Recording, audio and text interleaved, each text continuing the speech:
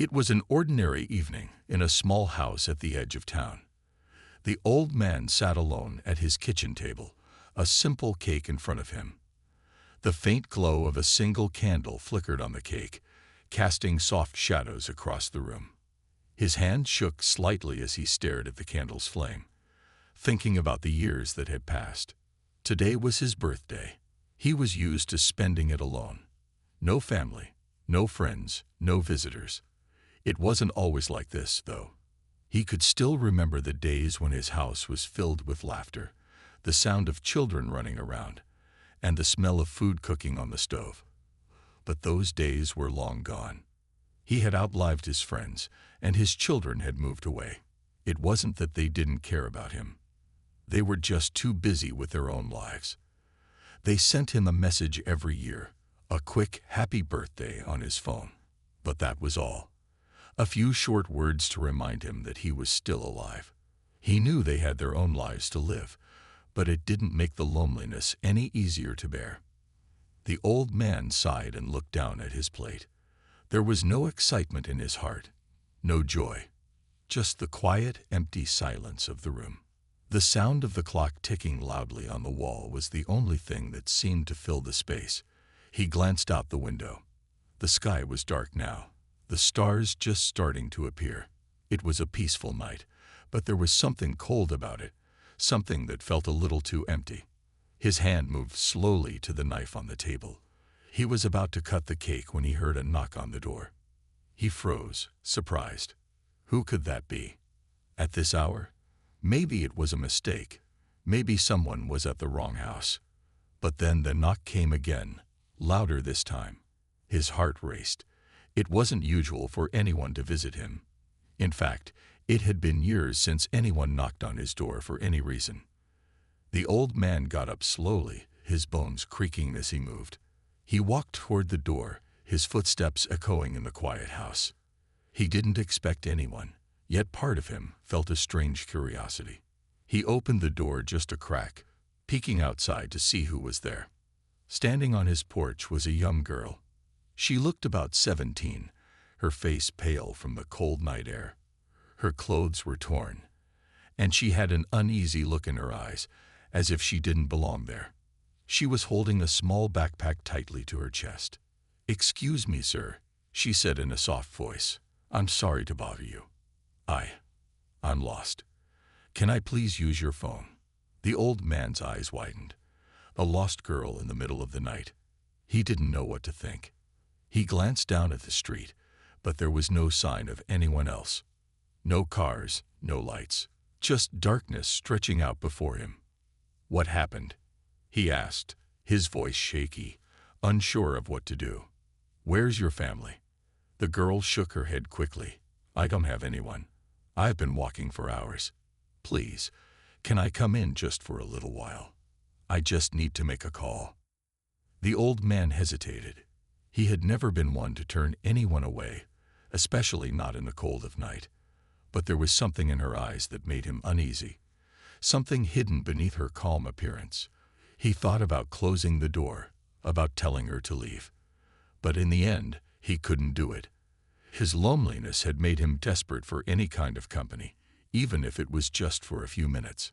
"All right," he said reluctantly, opening the door wider. "You can come in, but just for a little while." The girl stepped inside, her eyes glancing nervously around the small, dimly lit hallway. She smiled faintly, as though she was grateful but still on edge. "Thank you," she whispered. "I promise I won't be a bother." The old man nodded and motioned for her to sit at the small table in the kitchen. "I was just about to have some cake. Would you like some?" he asked, trying to sound friendly, though his voice was tinged with caution. The girl seemed surprised by the offer, but then she smiled faintly. "I haven't had dinner yet," she said. "I'd love some." The old man didn't know why, but he felt a sudden warmth in his chest. For the first time in a long while, he wasn't eating alone. He walked to the kitchen, cut a small piece of cake, and set it in front of her. As she took a bite, he studied her carefully. She was quiet, almost too quiet. Her eyes darted around the room from time to time, like she was expecting someone to show up. But the only sound in the room was the soft hum of the refrigerator and the ticking of the old man's clock. He couldn't shake the feeling that something wasn't quite right. They sat in silence, the only noise being the occasional scrape of a fork on a plate. The old man didn't know what to say, so he simply watched her, trying to figure out who she was and why she was so anxious. He had always been a curious man, but tonight, his curiosity felt more like suspicion. As the night wore on, the unease in the air seemed to grow. The old man couldn't put his finger on it, but he knew one thing. This wasn't just any ordinary birthday dinner. The old man watched the girl as she slowly finished her cake. Her movements were calm, almost too calm for someone who had been walking for hours. Every now and then, she glanced at the door, like she was waiting for something, or someone, outside. It made the old man feel uneasy, as if there was something she wasn't telling him. "So, where are you from?" he asked, trying to make conversation.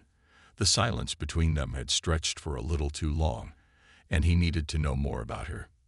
He wanted to be sure he was helping someone who truly needed it. The girl looked up at him with wide eyes, her gaze shifting nervously to the window beside them. I'm from a small town," she said, her voice low. "But I had to leave. It wasn't safe anymore. I didn't have anywhere else to go." The old man frowned, sensing there was more to her story than she was letting on. "Not safe," he repeated, leaning forward a little. "What do you mean by that?" She hesitated, as if weighing whether she should tell them the truth. Then she let out a deep breath and looked down at her plate. I was living with my aunt. She's gone now. And I couldn't stay there. The people there weren't kind to me." The old man nodded slowly, understanding the pain in her words. He'd heard enough stories about troubled families, about people running from bad situations, but something in the way she said it didn't feel right. The hesitation in her voice felt too forced.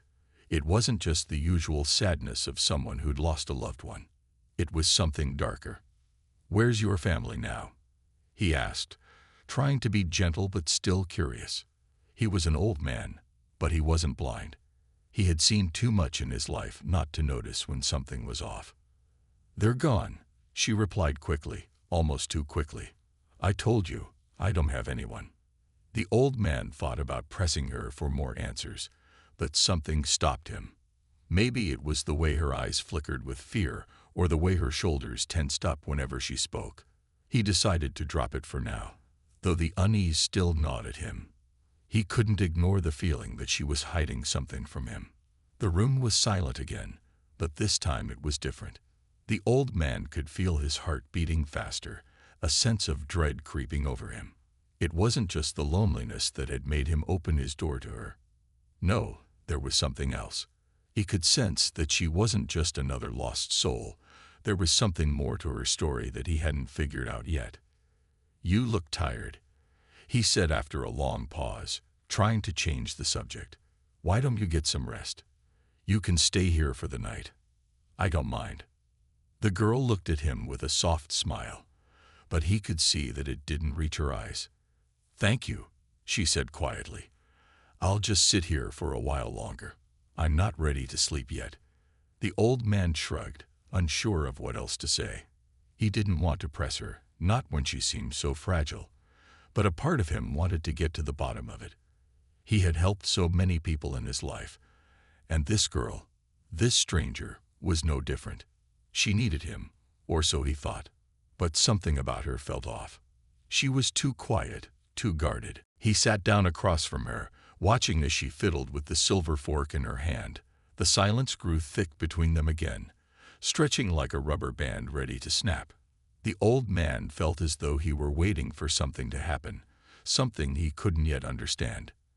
Then, just as he was about to ask her if she wanted to watch TV, or maybe get some more food, there was another knock on the door.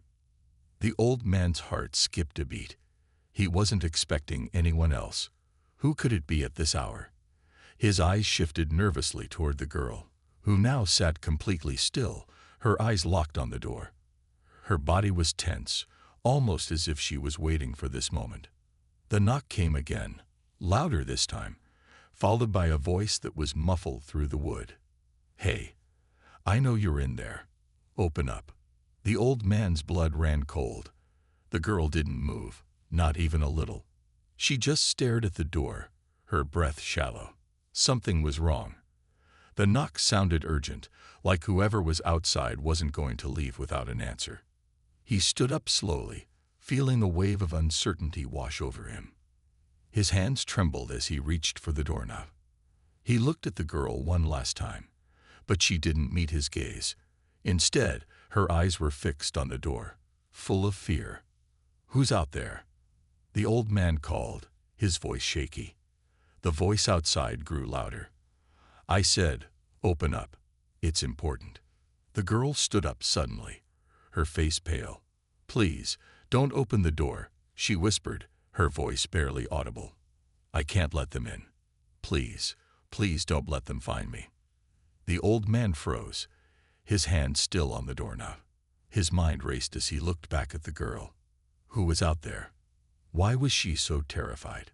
Before he could ask another question, the door rattled with a heavy bang, and the voice on the other side grew more desperate.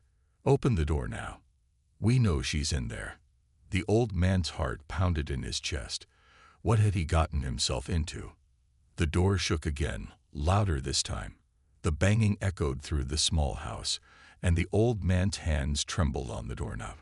The girl's face was now pale, her eyes wide with fear. She took a step back, her body pressed against the wall, her breath shallow and quick. "Please," she whispered, her voice cracking. "Don't open it. They'll take me. They'll take me back, and I won't survive." Her voice quivered with panic, and her hands gripped her backpack tightly. The old man stood frozen, staring at her. What could he do?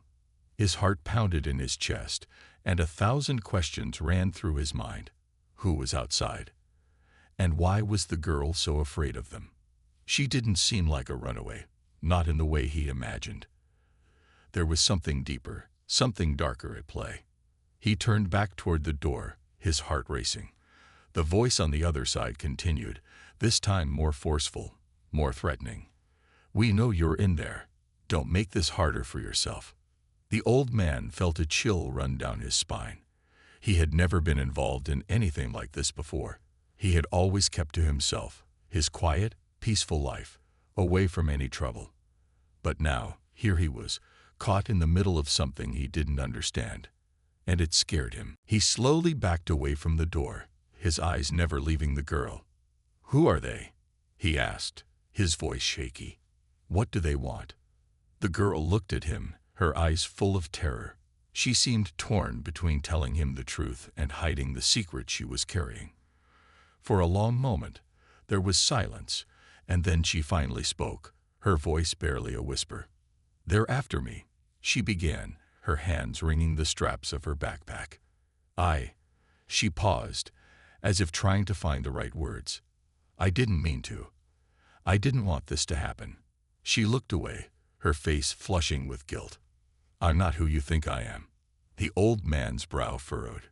He stepped closer to her, feeling the urgency in her words. "What do you mean?" he asked. "What aren't you telling me?" The girl's eyes welled up with tears, and she wiped them away quickly, as if ashamed to cry. "I didn't mean for any of this to happen," she said, her voice breaking. I was involved in something bad. I didn't have a choice. They made me do it." The old man felt a sense of dread creep into his bones. "What did they make you do?" he asked, his voice now more serious than ever. She took a deep breath, steadying herself. "I was part of a group that did bad things. Things that I can't even talk about. But when I tried to leave, they came after me. They don't let people walk away.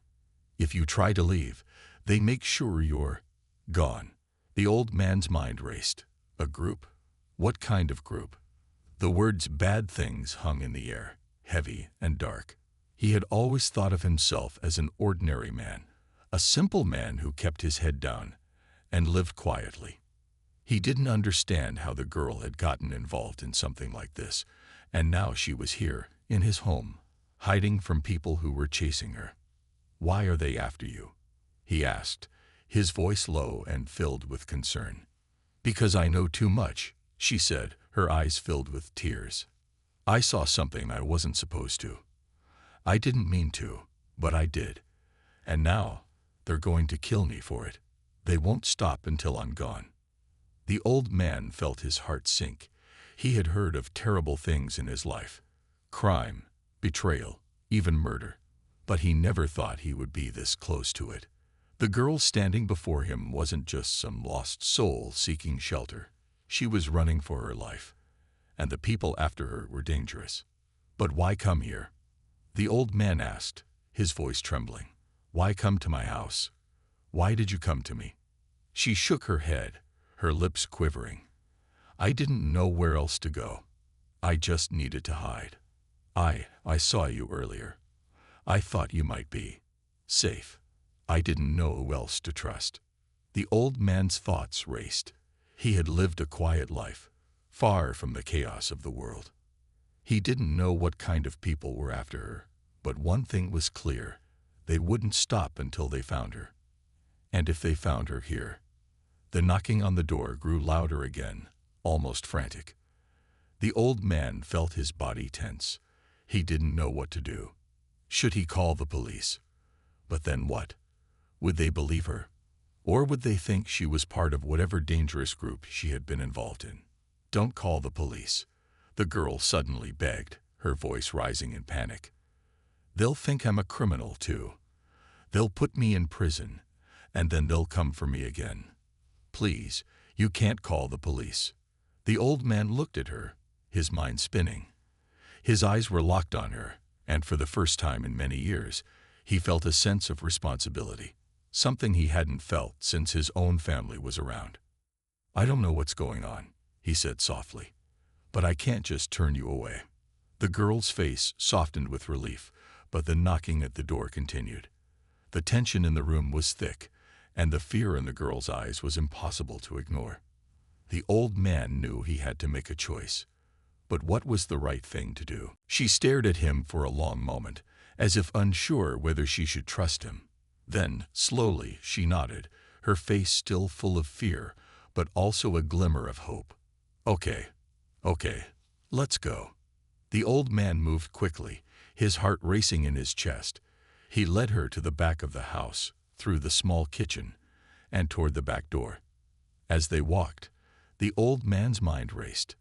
He had never been in a situation like this before, and he didn't know what to expect. But he couldn't sit idly by and do nothing. He had to protect her. They reached the back door, and the old man hesitated, listening for any sounds from the front. The knocking had stopped, but the voice was still there, growing more frustrated, more insistent. It was as if they knew the girl was close. They had to be closing in. "Stay quiet," he whispered to her. "We'll sneak out through the yard. Keep your head down. We're getting out of here." The girl nodded, her face pale but determined. The old man opened the back door slowly, the hinges creaking slightly, and they stepped out into the cold night air. It was dark, but the stars above provided just enough light to make their way through the yard.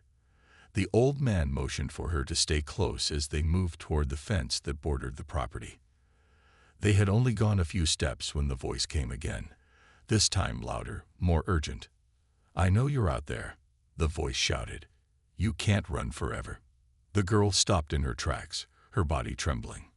The old man could see the fear in her eyes, the doubt creeping in. She was terrified that they wouldn't make it, that it was too late. But the old man wasn't going to give up. Not now. "Keep moving," he urged, his voice calm but firm. "We'll make it. Just trust me." They continued moving, their footsteps muffled by the grass, but the old man could feel the eyes of whoever was after them burning in the distance. He didn't know how long they had, or where they would go, but one thing was certain: there was no turning back now. The old man and the girl moved quickly through the dark yard, their breath visible in the cold night air. The sound of their footsteps seemed impossibly loud, echoing in the silence that surrounded them.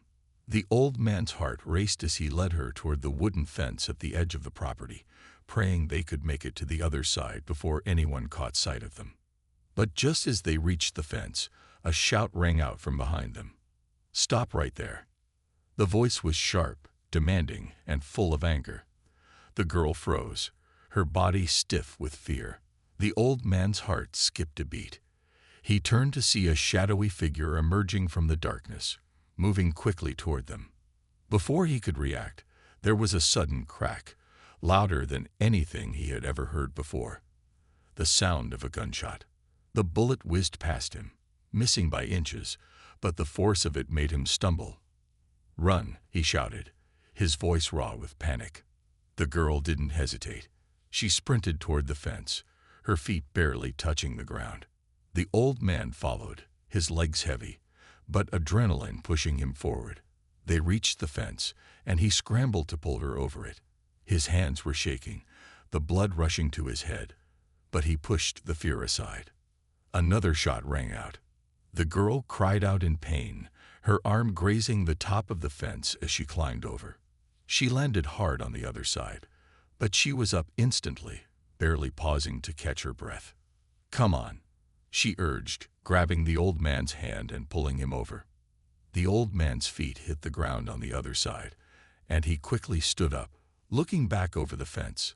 He could hear the figures in the distance, moving closer, their voices growing louder. The girl tugged at his sleeve, urging him to move faster. "We have to keep running," she yelled, her voice filled with fear. The old man didn't need to be told twice. They took off, running through the dark woods that bordered his property, their footsteps muffled by the soft earth beneath them. The sound of their pursuers was still there, growing faint in the distance, but the old man didn't stop to look back. The girl was ahead of him now, her pace quick and steady, as if she had done this before. She knew how to survive. The shots had stopped, but the danger hadn't. They were still being hunted. The old man and the girl moved quickly through the dark yard, their breath visible in the cold night air. The sound of their footsteps seemed impossibly loud, echoing in the silence that surrounded them. The old man's heart raced as he led her toward the wooden fence at the edge of the property, praying they could make it to the other side before anyone caught sight of them. But just as they reached the fence, a shout rang out from behind them. "Stop right there!" The voice was sharp, demanding, and full of anger. The girl froze, her body stiff with fear. The old man's heart skipped a beat. He turned to see a shadowy figure emerging from the darkness, moving quickly toward them. Before he could react, there was a sudden crack, louder than anything he had ever heard before. The sound of a gunshot. The bullet whizzed past him, missing by inches, but the force of it made him stumble. "Run!" he shouted, his voice raw with panic. The girl didn't hesitate. She sprinted toward the fence, her feet barely touching the ground. The old man followed, his legs heavy, but adrenaline pushing him forward. They reached the fence, and he scrambled to pull her over it. His hands were shaking, the blood rushing to his head, but he pushed the fear aside. Another shot rang out. The girl cried out in pain, her arm grazing the top of the fence as she climbed over. She landed hard on the other side, but she was up instantly, barely pausing to catch her breath. "Come on," she urged, grabbing the old man's hand and pulling him over. The old man's feet hit the ground on the other side, and he quickly stood up, looking back over the fence. He could hear the figures in the distance, moving closer, their voices growing louder. The girl tugged at his sleeve, urging him to move faster. "We have to keep running," she yelled, her voice filled with fear. The old man didn't need to be told twice. They took off, running through the dark woods that bordered his property, their footsteps muffled by the soft earth beneath them. The sound of their pursuers was still there, growing faint in the distance, but the old man didn't stop to look back. The girl was ahead of him now, her pace quick and steady, as if she had done this before. She knew how to survive. The shots had stopped, but the danger hadn't. They were still being hunted. The night air was cold, biting at their skin as they ran deeper into the woods, away from the house, away from the danger that was hot on their heels. The old man's breath came in ragged gasps, but he couldn't afford to slow down. Every step, every branch that scratched his face or caught his clothes, was a reminder that they weren't safe yet. The girl's figure darted through the trees ahead of him, her movements swift and precise. "I don't know how much farther we can go," the old man called out, his voice filled with urgency. "We need to find shelter." The girl didn't answer immediately. She kept her head down, her body barely visible in the dark woods, her eyes scanning their surroundings. The adrenaline was still pumping through her, but even she couldn't deny that they were running out of time. "I know a place," she finally said, her voice strained but determined. "We just have to keep going. There's an old cabin up ahead. It's hidden, and no one knows about it." The old man's heart skipped a beat. He didn't like the idea of going deeper into unfamiliar territory, but he had no choice. If they stayed out in the open, they would be easy targets. The gunshot was a warning, and he knew that whoever was after them wouldn't stop until they had her. "Lead the way," he said, trying to keep his voice steady despite the fear gnawing at him. They pushed forward, the darkness seeming to close in around them. The girl's pace was unrelenting, and the old man had to strain to keep up. But she was right. There was no turning back now. They had to keep moving, no matter how tired or scared they were. The woods felt like an endless maze, the trees looming like giants, the shadows playing tricks on his eyes. The old man stumbled on a rock, his ankle twisting as he went down hard on one knee. Pain shot through him, but he forced himself back to his feet, gritting his teeth. The girl had already slowed down to make sure he was okay. "You're not hurt, are you?" she asked, worry creeping into her voice. "I'm fine," he grunted, trying to ignore the sharp pain in his leg. "Keep going." They pushed forward, the quiet only broken by their footsteps and the distant sounds of nature around them. After what felt like an eternity, the girl stopped suddenly, holding up her hand to signal for him to be quiet. They both stood still, listening. There was no sound except the faint rustling of leaves in the wind, but the old man could feel his heart pounding in his chest. They were close, he could tell. The girl's eyes flickered nervously toward him before she took a few cautious steps forward, her movements quiet and deliberate. "Just a little farther," she whispered. The old man nodded, though his nerves were beginning to unravel. The sound of their pursuers was growing fainter, but he didn't trust it. He knew the men chasing them were relentless. They wouldn't give up so easily. As they crept deeper into the woods, the girl's movements became more urgent. The old man followed closely, pushing through the thick underbrush. Then, through the trees, he saw it. A small weathered cabin, half hidden in the shadows, its roof covered in moss and vines. It looked abandoned, forgotten by time. "There it is," the girl said, her voice barely a whisper, her eyes lighting up with a spark of hope. "We're almost there." The cabin was a welcome sight, but it also sent a new wave of anxiety through the old man. What if they couldn't hide in time?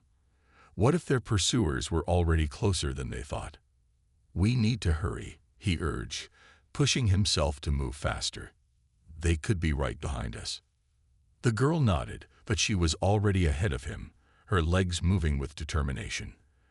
As they reached the cabin, she grabbed the rusty doorknob, pulling it open with a creak that seemed too loud in the silence.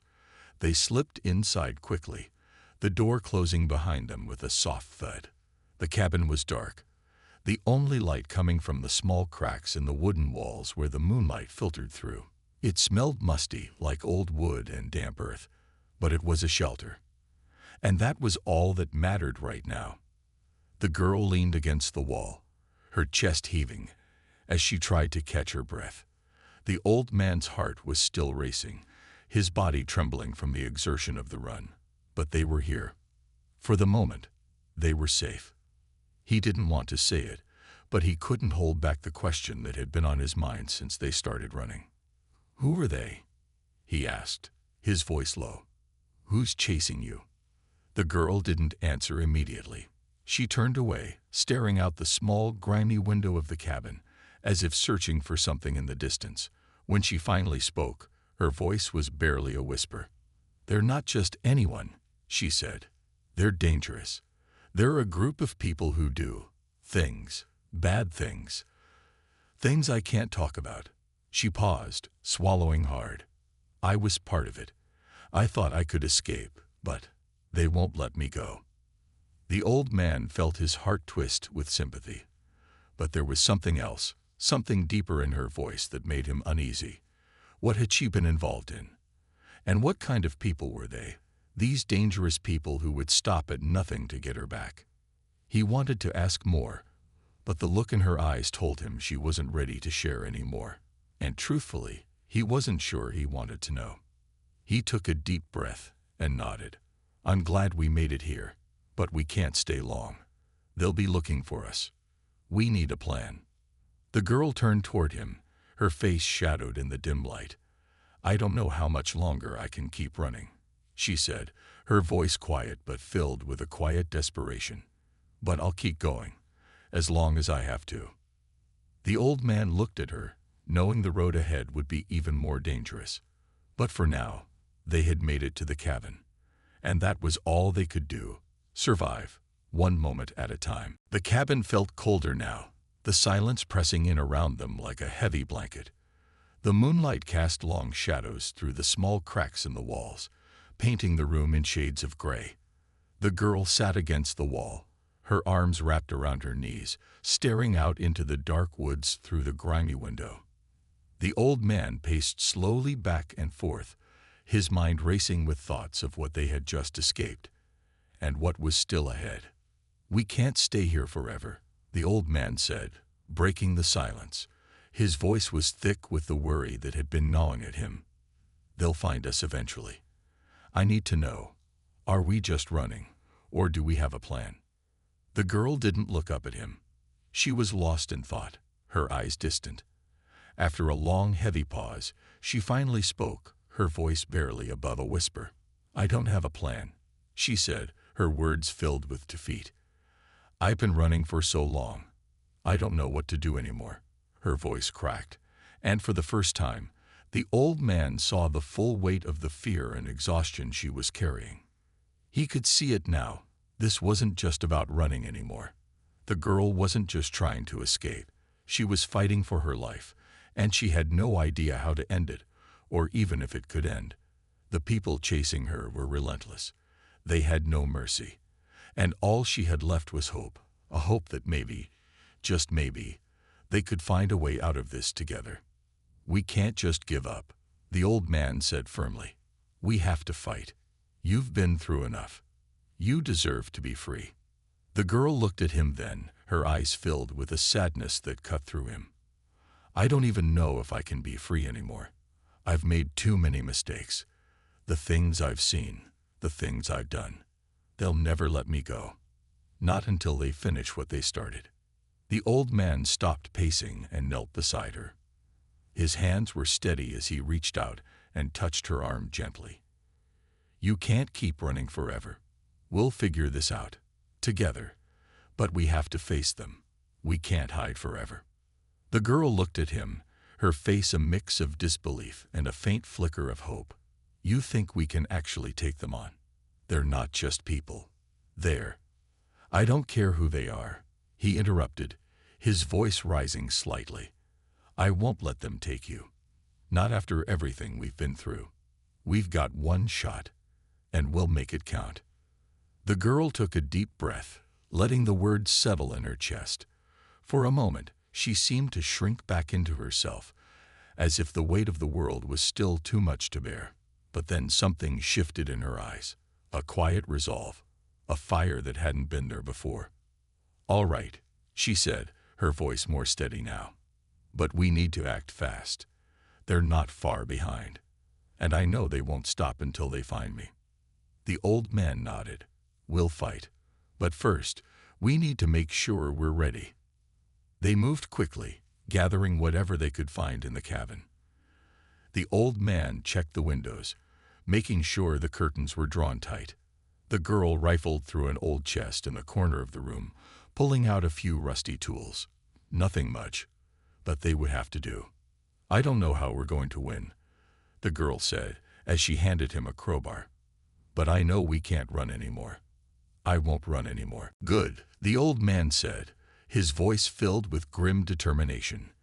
"Now let's make sure they know we're not giving up without a fight." Suddenly, the sound of heavy footsteps broke the silence, loud and unmistakable. The girl's eyes went wide, her body tensing as she grabbed the crowbar. The old man moved to the door, looking out through the cracks in the cabin walls. "They're here," he whispered, his heart pounding in his chest. Through the woods, he saw movement, figures emerging from the shadows. The same men who had been hunting them. They were closing in, their footsteps deliberate and slow, as if they were savoring the moment. They knew they had them cornered. "We don't have much time," the old man muttered, his grip tightening on the crowbar. "We have to act now," the girl said, her voice steady but her eyes full of fear. "When they get close enough, we'll make our move." The cabin was quiet except for the sound of the men's footsteps growing louder, closer. The tension was unbearable. The old man felt the weight of the decision pressing on him. The girl had no other options. They were outnumbered and outgunned, but they had no choice but to stand their ground. "On my signal," the old man said, his voice low, "we'll fight. Stay behind me." The girl nodded, her eyes locked on the door. The footsteps were almost upon them now. The old man could feel his heart racing. He had no idea how this would end, but he knew one thing for certain. He wasn't going to let these people take her. Not now, not after everything they had been through. The door creaked open, the men standing there, silhouettes in the moonlight. The leader of the group stepped forward, his face hidden in the shadows, but his voice was clear. "You can't hide forever," he said, his tone cold and menacing. "Come out now, and we won't hurt you. But if you make us come in there, there will be consequences." The girl stepped forward, her grip on the crowbar tight. The old man raised his weapon, ready for whatever came next. There was no more running, no more hiding. They had nowhere to go but forward. "Leave us alone," the girl shouted, her voice stronger now, full of defiance. "We're not going anywhere." The men's faces twisted into smirks as they advanced, their weapons drawn. The old man's heart pounded in his chest, but he stood his ground. It was now or never. The first man lunged, and the old man swung the crowbar with all his might, knocking him back with a sharp crack. The girl moved swiftly, using the crowbar like a weapon, striking one of the other men in the side. They fought back, but the old man and the girl were determined, fueled by desperation, fueled by the will to survive. The battle was fast, chaotic, a blur of motion as each side fought for control. The men were skilled, but the old man and the girl were fighting for something more: freedom, survival, and the hope of a life beyond the fear. In the end, it was the old man's strike that brought the leader to his knees, the sound of the blow echoing in the woods. The rest of the men hesitated, realizing they had lost. They turned and fled, their footsteps retreating into the night. The girl stood there, panting, her hands trembling from the adrenaline. The old man, his breath ragged, looked at her and nodded. "We did it," he said, a faint smile tugging at his lips. But they both knew this wasn't the end. They had won this battle, but the fight for their future was just beginning.